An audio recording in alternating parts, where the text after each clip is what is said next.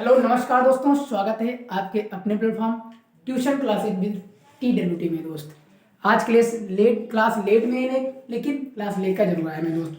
तो चलिए स्टार्ट करने से पहले मैं थोड़ा ये बता दूं कि कल बायोलॉजी की क्लास में दोस्त पहला पढ़ाए थे जो अभी तक चैनल पे पढ़ नहीं पाई है। थोड़ा दिक्कत हो गया था, उस वजह से हम अभी डाल नहीं पाए हैं। और आज की और कल की दोनों की क्लास हम अलग अलग क्लास डालेंगे, तो ये दोनों क्लास आप लोगों की अभी पढ़ेगी। तो दो क्लास होंगी, एक ये और एक पहले वाली। कल हम पढ़ाए थे कि सुपोषी और परपोषी तक हम लोग कल पढ़ा लिए थे। उसके बाद आगे देखते हैं कि अब क्या होगा। तो चलिए मैं दोस्त, चैनल पे नहीं हो तो प्लीज चैनल को सब्सक्राइब कर दीजिए। और चलिए बढ़ते हैं आज की ये क्लास में दोस्त। पौधों में पोषण। अब बात करते हैं सुपोषी और परपोषी क्या होता है। सुपोषी जो अपना भोजन स्वयं बनाते हैं, और परपोषी जो अपना भोजन दूसरे पे निर्भर होकर अपना भोजन क्या करते हैं, बनाते हैं। तो मैं दोस्त अब बात करते हैं ये कितने प्रकार के होते हैं। तो अब सबसे बात करते हैं पौधों में पोषण। बात करते हैं पौधों में पोषण।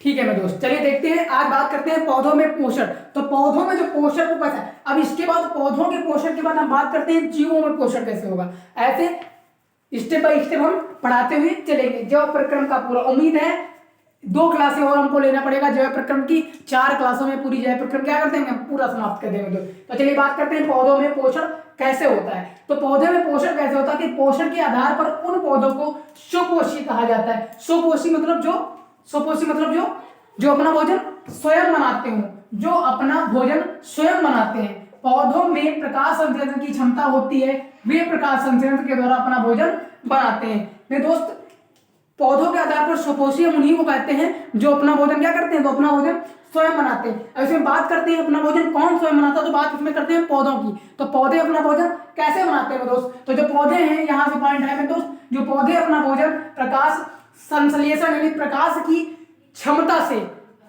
संश्लेषण की क्षमता से अपना भोजन बनाते हैं मेरे दोस्त। अब प्रकाश संश्लेषण होता क्या है मेरे दोस्त, तो चलिए बात करते हैं प्रकाश संश्लेषण क्या होता है। तो देखिए प्रकाश संश्लेषण क्या होता है, जिन प्रक्रिया द्वारा पौधे अपना भोजन बनाते हैं, यानी प्रकाश संश्लेषण किसको कहते हैं, यानी प्रकाश संश्लेषण क्या होता है। कभी कभी क्वेश्चन ऐसा भी आ सकता है कि प्रकाश संश्लेषण क्या होता है, या कभी कभी ऐसा क्वेश्चन आता है कि प्रकाश संश्लेषण का स्थान क्या होता है, यानी पौधों में प्रकाश संश्लेषण का स्थान कहाँ कहाँ होता है, क्या क्या होता है। कभी कभी ये भी आ सकता है क्वेश्चन। तो आज बात करते हैं प्रकाश संश्लेषण। तो प्रकाश संश्लेषण जिन प्रक्रिया द्वारा पौधे अपना भोजन बनाते हैं, यानी जिन प्रक्रिया द्वारा पौधे अपना भोजन बनाते हैं। जैसे कि हम लोग अपना खाना कैसे बनाते हैं, हम लोग अपना पहले पहले जैसे मैंने सब्जी काट ली, सब्जी काटने के बाद फिर क्या किए, फिर तेल डाले, फिर तेल को गलारे, फिर उसमें मसाला वगैरह डाले, फिर टमाटर डाले, फिर उसमें आलू डाले, फिर पानी डाले, फिर नमक डाले, और उसमें फिर रख दिए, सीटी आ गई हमारी, क्या वो सब्जी बन गई। ऐसे ही जब पौधे अपना भोजन बनाते हैं, तो पौधे भोजन बनाते हैं प्रकाश संश्लेषण से। और प्रकाश संश्लेषण की पूरी प्रक्रिया चलती कैसे है, आज हम ये बताते हैं।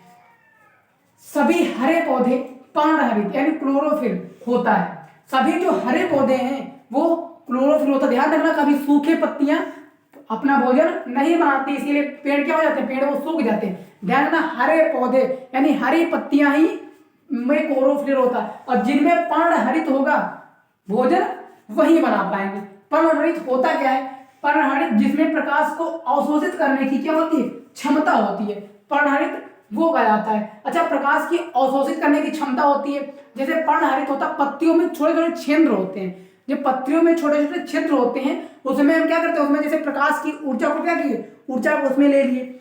और हम लोग ऑक्सीजन, जब जैसे पेड़ क्या देते हैं, पेड़ ऑक्सीजन देते हैं, O2 देते हैं, और हम लोग O2 ग्रहण करते हैं, और हम लोग क्या देते हैं, हम लोग देते हैं CO2, यानी O2 लिए CO2 दिए, और पेड़ पौधे क्या करते हैं, CO2 लेते हैं, O2 देते हैं। तो हम लोग जब O2 दिए तो वो O2 निकली और कहाँ गई, वायुमंडल में गई। और जब पूरी वायुमंडल में O2 CO2 गई, तो वायुमंडल से पौधे क्या कर लेते हैं, पौधे पत्तियों के द्वारा अपना क्या कर लेते हैं, ग्रहण कर लेते हैं। तो पत्तियों में जो रंध्र होते हैं छोटे छोटे, क्वेश्चन यहाँ से बन सकता है कि पौधे CO2 कहाँ से लेते हैं। तो ध्यान रखना, पौधे जो CO2 लेते हैं वो पौधों की पत्तियों के रंध्र से, रंध्र मतलब छिद्र छोटे छोटे होते हैं, वहां से लेते हैं।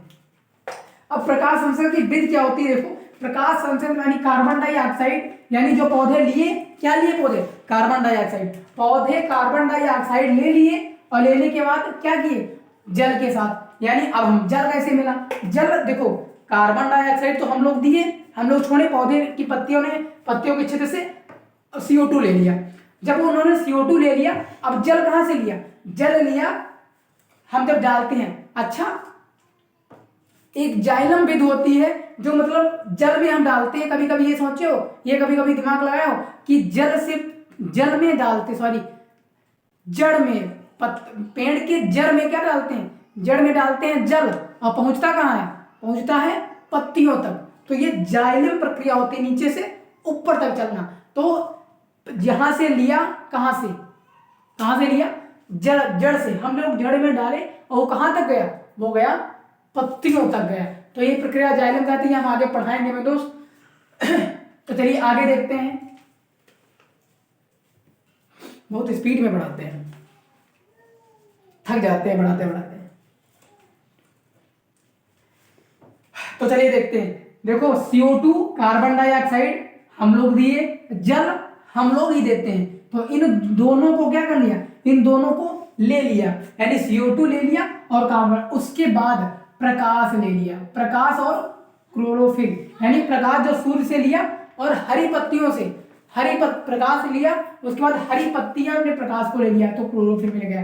इन सब मिला के प्रकाश भोजन अपना बनाते हैं। तो इन दोनों से क्या बनेगा? देखो, जैसे ये रिएक्शन यहाँ CO2 ले लिया तो 6 CO2, देखो इधर 6 CO2 12 H2O। तो 12 यानी 12 और 2 कितना हो गया? 24, 24 भाग जल हो गया। और ये O कितने हो गए? O हो गए 2, 6 12 हो गए। O हमारे ऑक्सीजन 12 और कार्बन जो है वो कितना है? वो 6 है। अब इधर देख लेते हैं, 6 कार्बन सही है, 12 H सही है, 12 H कितना है? H है तुम्हारा 24 H है। देखो 12 H एक ये निकल गया और 6 और 2 कितना होता है? 12 H ये निकल गया। यानी ये O 6 2 12, O कितना है? 12। अभी छोड़ दीजिए O को, कार्बन कितने हैं? 6, O कितना है? 6 2 12, इनको छोड़ दो।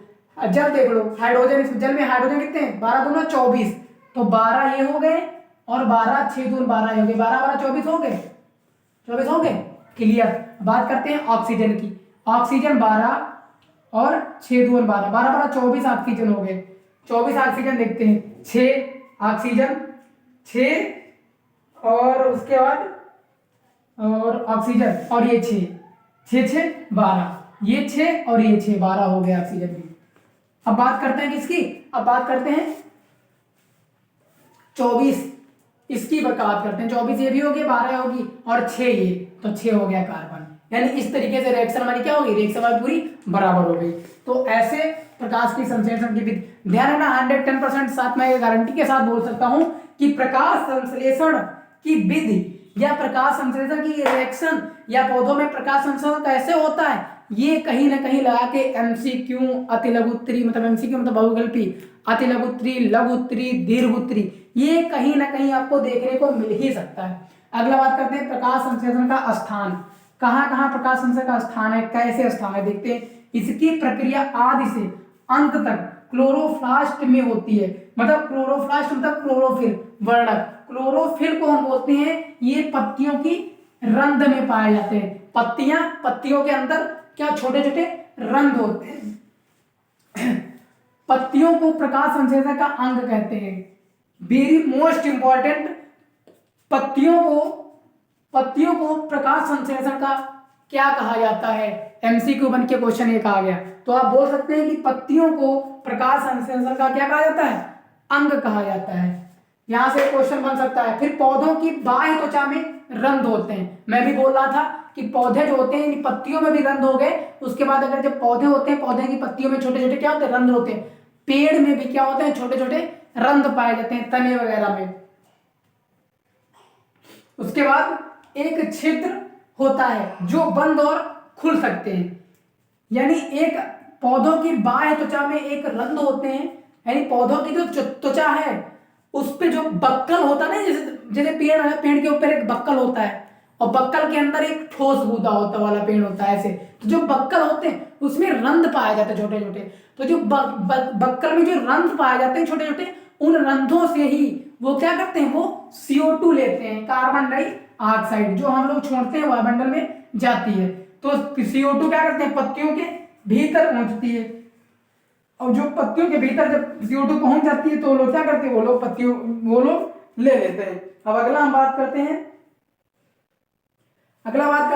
प्रकाश संश्लेषण के घटक। कितने घटक प्रकाश में हो जाए, मतलब प्रकाश संश्लेषण जब होता है, जैसे मैंने आपसे बोलूं कि आप आलू टमाटर की सब्जी बना रहे हैं, तो आलू टमाटर की सब्जी में क्या क्या सामग्री होती है, घटक या फिर सामग्री, मतलब क्या क्या चीज लगती है उसमें। तो ऐसा ही इसमें भी बोला गया है कि प्रकाश संश्लेषण के घटक, यानी प्रकाश संश्लेषण में ऐसी क्या क्या चीजें हैं जो प्रकाश संश्लेषण में यूज होती हैं। तो चलिए क्या होती है, पहला है पर्णरहित, जिसको हम बोलते हैं क्लोरोफिल, जो हरी पत्तियों में पाया जाता है। दूसरा है कार्बन डाइऑक्साइड, जिसको बोलते हैं CO2। अगला है H2O, जिसको हम बोलते हैं जल। और चौथा जो है वो है मेरा सूर्य का प्रकाश। यानी पहला पर्णहरित क्लोरोफिल, जो हरी पत्तियों में पाया जाता है, दूसरा CO2 कार्बन डाइऑक्साइड, तीसरा H2O जिसको हम बोलते हैं जल, और चौथा है सूर्य का प्रकाश। ये 4 चीजें हैं ये पाई जाती हैं। मेरे दोस्त, जैसे कि हमने अभी पढ़ा चुका है आप लोगों को, तो जो है 20 या 22 मिनट की वीडियो हो गई है, तो मैं इतना ही रखना चाहता हूँ, क्योंकि ज़्यादा बड़ी वीडियो अगर कर दूंगा तो कहीं ना कहीं आप लोग देखेंगे नहीं और व्यूज वगैरह आते नहीं है बड़ी वीडियो पे, इसलिए हम बड़ी वीडियो करना नहीं चाहते हैं।